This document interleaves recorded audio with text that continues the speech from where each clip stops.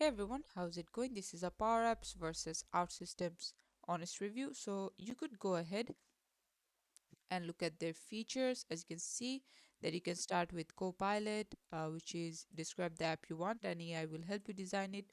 You can create and edit data models, build with AI suggestions, start from scratch. So the same thing basically. And also, the platforms that they say it's going to be most helpful for is finance, sales and marketing, human resource, operations, frontline workers. And for Outsystems, so it's basically you can create apps and it allows you to do modern apps faster, and this is also a low code. And I would say that you should go and check out their features on its full. Western Union is another website that supports Outsystems. Now if we look at a very small comparison, OutSystems is a great choice for complex enterprise solutions as it offers more flexibility, whereas PowerApps is more accessible to a broader audience. So clearly, if you're a startup, then PowerApps may be the way to go.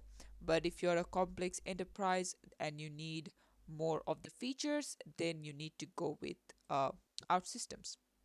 Similarly, if you need more integrations in your system that we previously spoke about, then OutSystems is the way to go.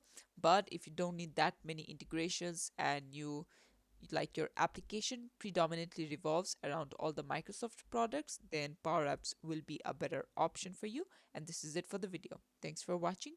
Please leave a like and subscribe for more tutorials like this, and I'll see you guys in the next one.